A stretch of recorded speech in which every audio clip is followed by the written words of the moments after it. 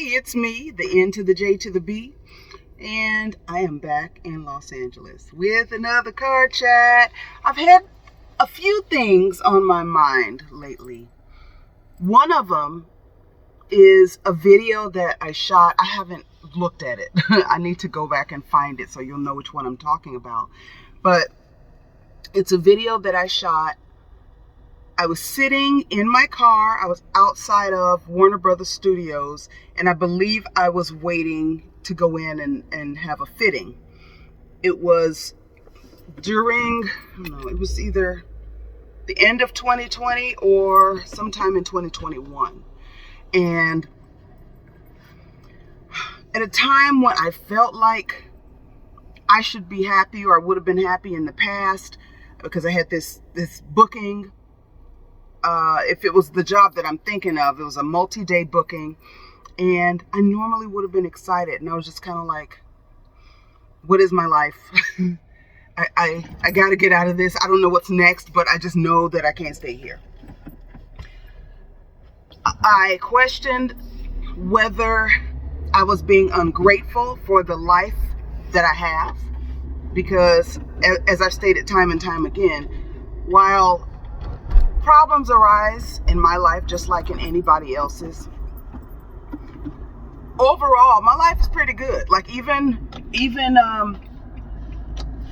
during the stressful parts, there were a lot of things that were going well. You know, a lot of things that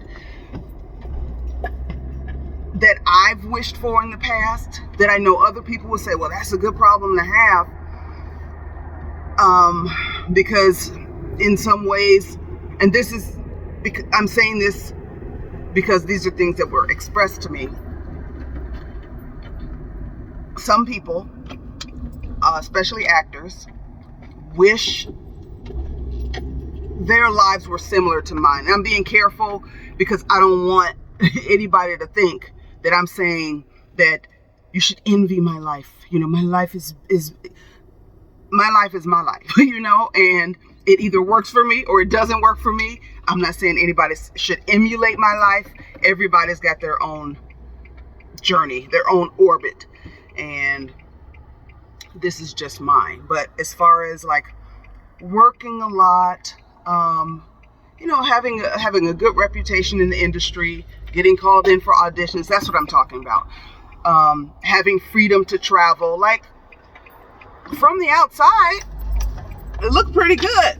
From the inside, it was chaos. It was complete chaos because I just felt like I had no control over my time. So I talked about that for a while because I was like, I have to make these changes, but I don't know what am I changing it to.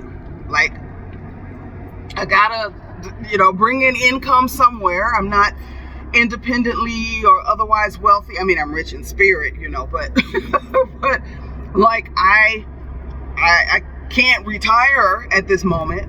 What am I gonna do for a living? What am I gonna do with myself? I've spent so much time over the last 2+ decades creating what I have right now, and now I feel trapped by it. And it felt like whining to even voice those words out loud, but I was talking about it on camera to you all. So I've been thinking about that time period lately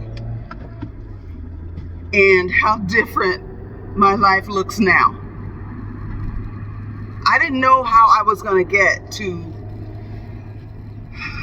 I didn't even know I was aiming for the place where I am now, you know, like just life-wise, where my life is more peaceful than it isn't. I'm not stressed out 24 hours a day. I mean, I got 2 places to live, which is a situation, but you know, it's one that I created and it's one that I can work out. I'm not panicked. My life looks very different today than it did before. And then I started thinking about a poem, a line from a poem by Mary Oliver. Tell me, what is it you plan to do with your one wild and precious life? Periodically, I ask myself some version of that question. We're here for whatever period of time. We have no control over that. And then we're gone. Some of you may believe in reincarnation. Okay, that's fine. But you'll never do this life again. What do I want to do with my one wild and precious life? What do you want to do with your time here? What have you been doing with your time here? Leave me some comments. Let me know. What are you called to do? I want to hear. I want to read some comments and know all about you all. I have always felt like on some level that my purpose is to make other people's lives better. And I've tried to do that. Now, looking back now, if I think about how I tried to do that in my younger years, I was a little heavy-handed, like if you're trying to help somebody, say you're trying to help a little old lady across the street. If she don't want to go across the street and you drag her across the street anyway, you're really not being helpful. You're being harmful.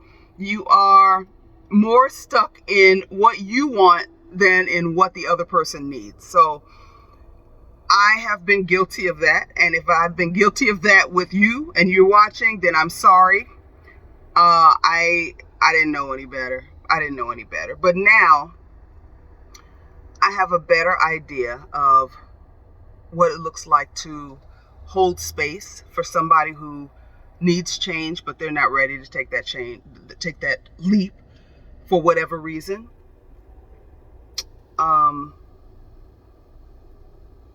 Just listen sometimes.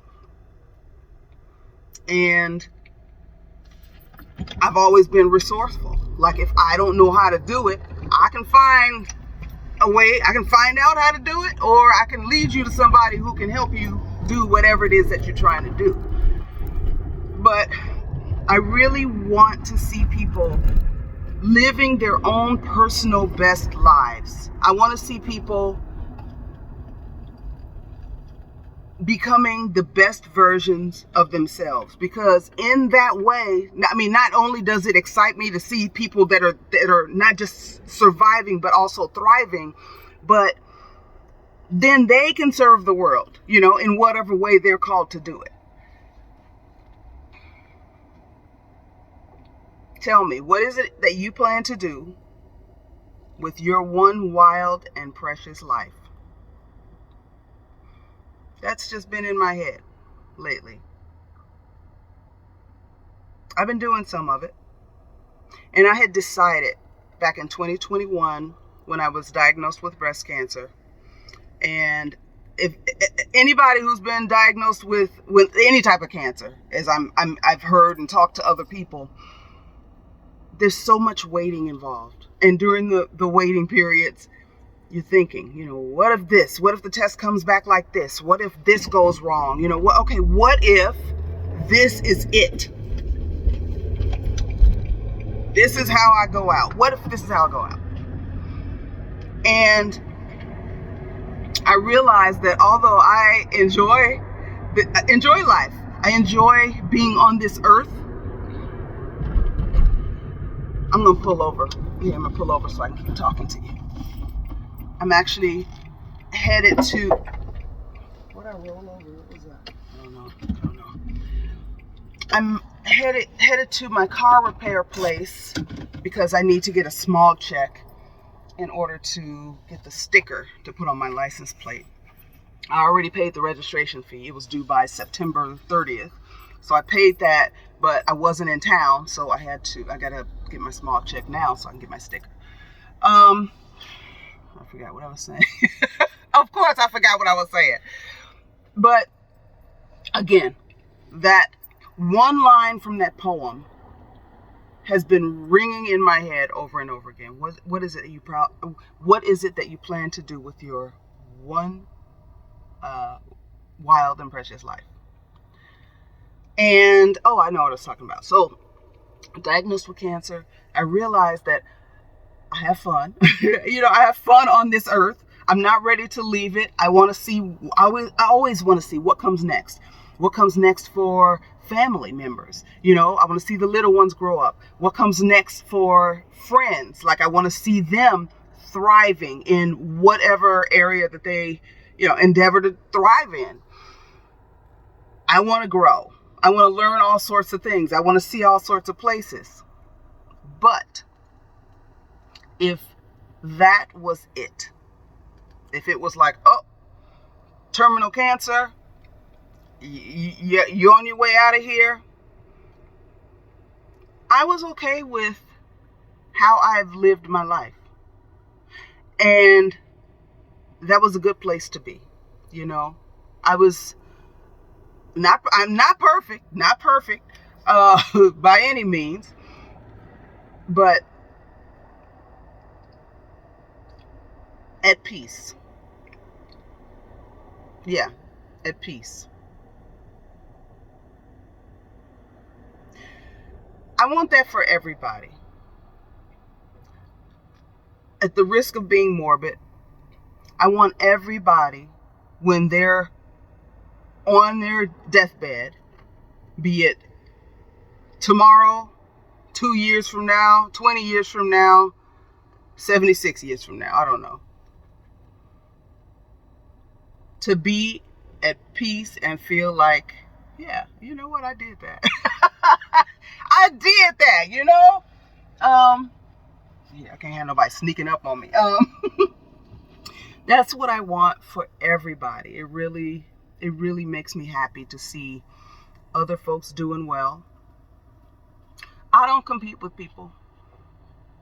I learned many, many years ago, decades ago, in fact, that it makes me somebody that I don't like when I compete with people. I don't like how it makes me feel. It's like just being closed and angry instead of just open and expansive. And I don't like it. So I don't compete with other people. I compete with me. Have I grown? Am I better than I was a year ago? Have I learned more than I knew a year ago, 2 years ago? I think that enables me to be happy for other people, genuinely happy. Sometimes you're in a bad place and your friends are winning, or your family members are winning, and you're just like, well, I'm happy for you. My life is in the toilet, but I'm happy for you. And sometimes you can get into, yeah, I'm happy for you, but kind of resentful because where's mine? I understand it, but I don't feel it. I don't feel it because we all get what we're supposed to have. Now, I think the trick is we'll get what we're supposed to have, but sometimes you ain't supposed to have it right now. You're not supposed to have it until you have reached a certain level of understanding, of commitment, of you have done a certain amount of work on yourself, until you've gotten certain people out of your life, just until you've gotten out of a certain situation, until you've made certain choices. And sometimes that's the hard part. That's the holdup. I don't know if people say this anymore. I'm waiting for my ship to come in. Your ship of riches or opportunity or whatever. But why would your ship come in? How's your ship coming in going to benefit you if you at the airport? You ain't supposed to be over there. You're supposed to be over here where the ships are. Yeah, but I prefer. Okay, well, then you stay at the airport and your stuff is right over here. So until you make your way over here, guess what? You ain't going to get your stuff. You are not going to get your blessing. You're not going to get this windfall. You're not going to get this epiphany, this revelation that'll change your life. You're not going to get it because you're in the wrong place, surrounded by the wrong people, thinking the wrong things with the wrong attitude.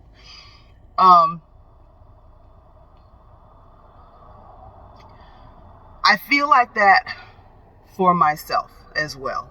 Looking back again to that video, I was trying to hold on, like I just didn't know where I was going. You know what I knew?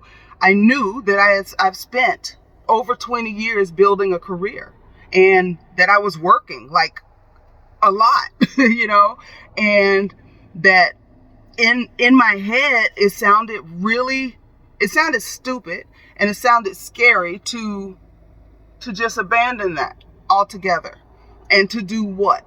Like, I've quit a lot of jobs in my lifetime, but they were jobs. They were not a career that I built. And the general wisdom or conventional wisdom is that you don't quit a job until you have another one lined up. I know that that's how it's supposed to be, but whenever they stressed me out too much, I was out. And then it's like, okay, I got good credentials.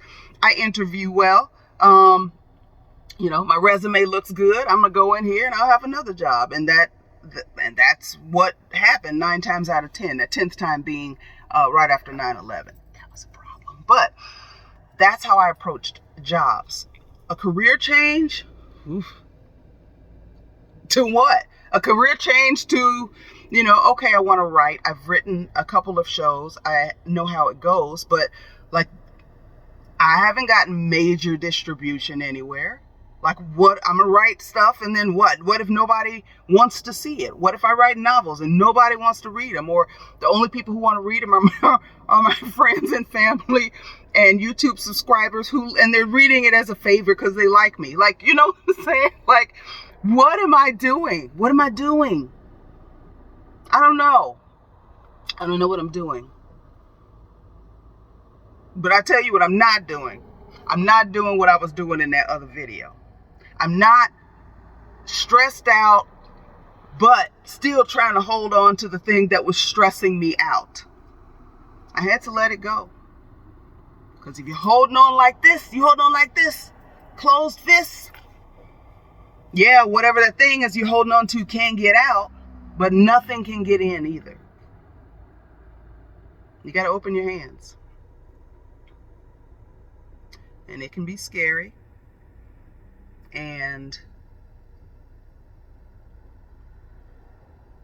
people will think you're crazy. But what's even crazier is holding on to things that no longer serve you. Maybe they did at one time, but they don't anymore. Holding on to things that are making you sick. And holding on to things that are stressing you out. Stress is a killer in itself. So I had to open my hands.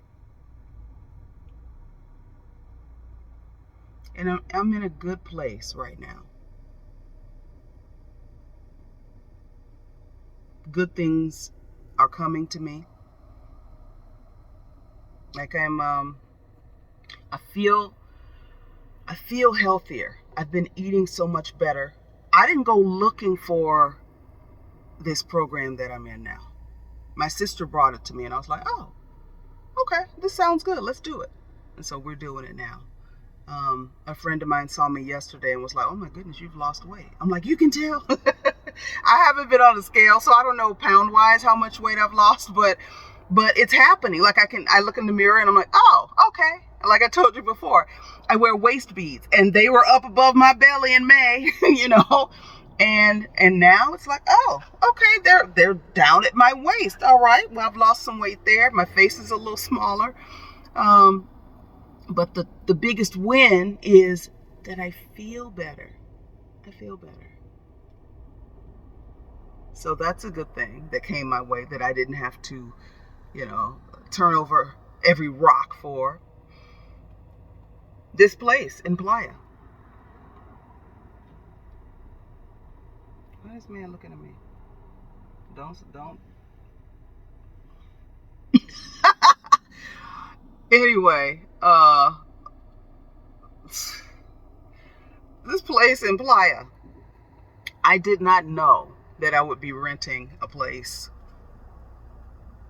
this soon. I had no idea. I was down there for a scouting trip. I certainly had no idea that I'd be renting it with my aunt. Had no idea. But the opportunity came up and it was like, this feels right. Yes, I'm going to do it. What's the worst that can happen? You know? I don't want to start naming things that could happen, but if I'm in a place where I'm not happy now, what is the worst that can happen? I can be unhappy, in the sunshine under some palm trees next to the beach. Like,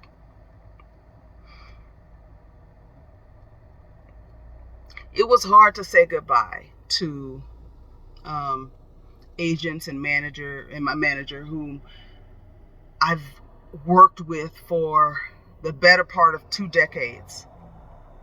It was hard, but I did it. Thankfully, they understood what I was saying, and they both said, if you ever want to come back, let us know. We'll have you back on our roster in a heartbeat.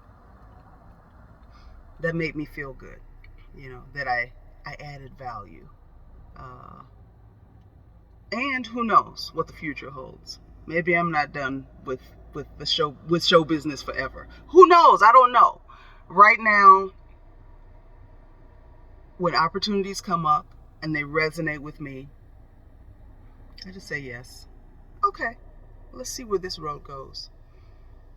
Or if they don't feel right, no, that's not for me. That's somebody else's opportunity. See if this man gonna look at me again. Oh no. Well, he was watching me like I was doing something. Now I'm watching him like he's doing something. Okay. I said all that to say that I want everybody who's watching this to ask yourself, what is it that I plan to do with my one wild and precious life? You don't have to tell me. I'd love it if you tell me in the comment section, but you don't have to. And some of you who are older in age, older in years, I'll put it that way. You still here, so you ain't done. You ain't done yet. What do you plan to do with your one wild and precious life? What are you gonna do? You're still here. You're never too old to start over.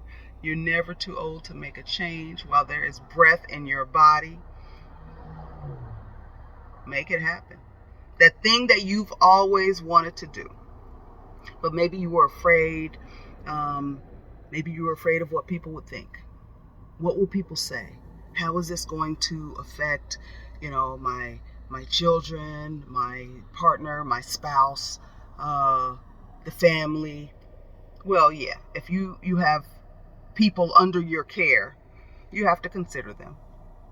But like adults, able-bodied adults, let them think what they want. You be happy. Do what it takes to make you happy. Other than hurting people, we don't condone hurting people on this channel. But living your best life, it's yours. It's yours. And let's talk about that in the context, because I know a lot of my subscribers are Christian and or believe in God. So you put God first, okay? Then I believe that your relationship with yourself comes next. What is your relationship with yourself? Are you letting somebody else steer? Or are you steering the boat? How's that working for you?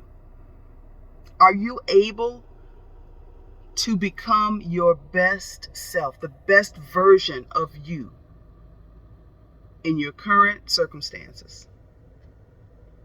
If not, you may want to take a look at that.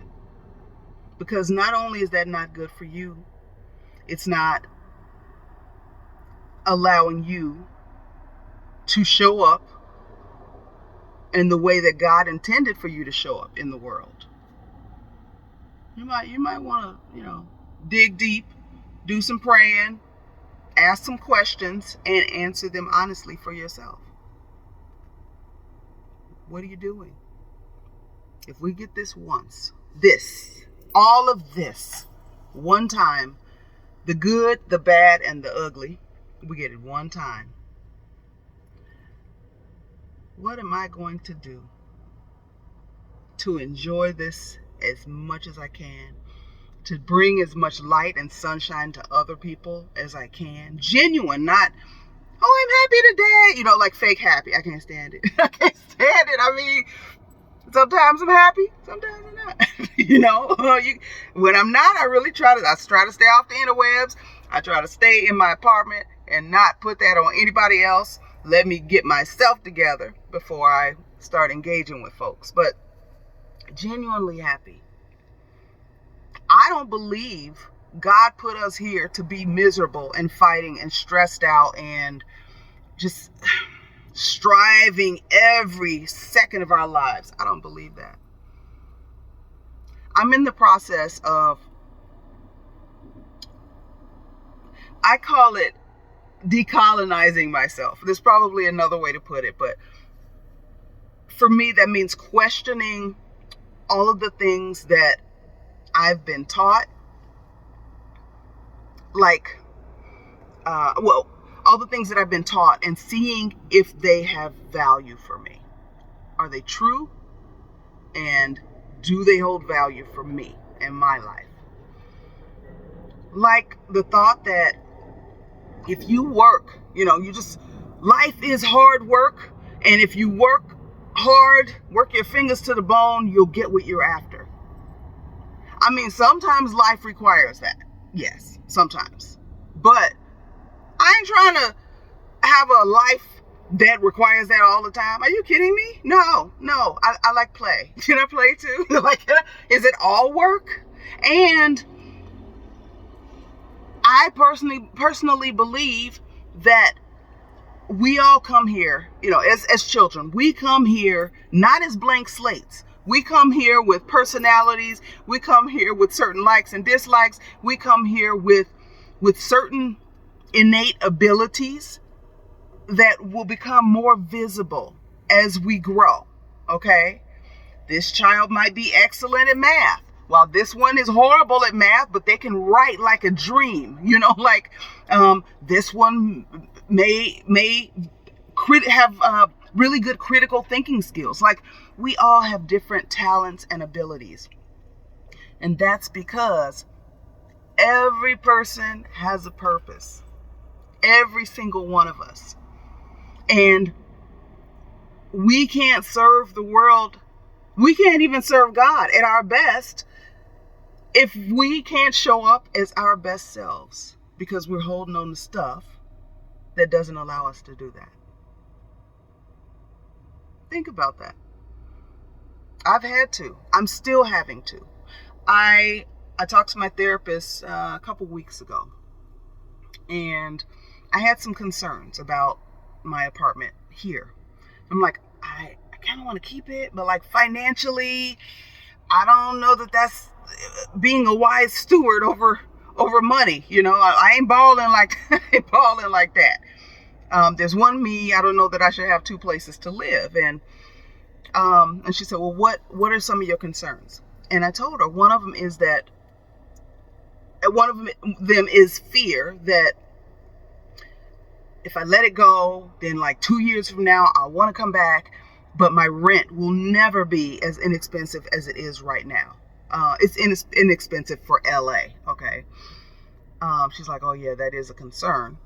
And my other concern is if I don't have a physical presence here, that means I'm really gone. I'm really disengaged from here. And I've spent 25 years living here, building my career, yes, but also building relationships. And I'm worried that means that all these people that I know, especially my close friends, who some of them are like family to me, what happens to those relationships? And she brought up, well, they're going to be different. And some things you may have to grieve. You've been in your apartment for a while, and it's like a cozy cocoon to me. So you have to basically grieve the losses and then accept that my life will be different. What does this next chapter look like? View it with curiosity and acceptance rather than trying to hold on to what was. And it was sound advice. I'm still working through that and figuring out exactly what I want to do. But I told you that to tell you that I'm working through this too. I'm just sharing as I go through the process in hopes that it'll help somebody else. I am not, I'm not an expert. I made a lot of changes in my life because it gets so, sometimes staying where you're not supposed to be any longer can be painful, and it's not good for you. I remember when I first started feeling like, I think it might be time for me to leave the entertainment industry or do it in a different way, participate in the industry in a different way. And I told friends, I said, I can't really put my finger on it, but it feels like I am trying to walk down the street in shoes that no longer fit me. They did at one time, but now they don't. And there's a pebble in one of them. And I'm just trying to walk down the street and pretend that pebble's not there and that the shoes still fit me. And they don't. It just becomes more and more painful. If you ignore it, now you got a bloody foot. You ignore it. Now you got a big old hole in your foot. You can only ignore it for so long before you say, okay, all right, well, let me take the shoes off. I don't have a new pair of shoes yet, but I'm going to be all right. I'm going to work it out. I'm resourceful. I trust myself. I trust God, and we're going to work this out. So I'm in the we gonna work this out portion of this program. And you all have been present for most of the messiness. It's still messy, but I guess that's life, I guess. I'm just doing the best that I can. and so far so good. Can some bad things happen? Yeah. I mean, they could, like, God forbid, was knock on wood. Yeah, some bad things could happen tomorrow. And then I'd be making a video saying, yeah, this happened. It sucked, but I don't regret making changes. I don't, the only time I would have a regret is if I followed what somebody else thought I should be doing as opposed to how I feel I should be operating. That's when I would have a regret. But trying new things? Nope. Nope, not at all. All right. I ain't gonna talk y'all to death. Hopefully it's not too late. Thank you for sticking with me to the end. I hope this video was of some value. It's just, I just felt like I had to express what has been playing in my head over and over lately. That my situation is very different now than it was from that one video. And that poem. Tell me, what is it you plan to do with your one wild and precious life? Tell me in the comment section, okay? I'll talk to you soon. Bye-bye.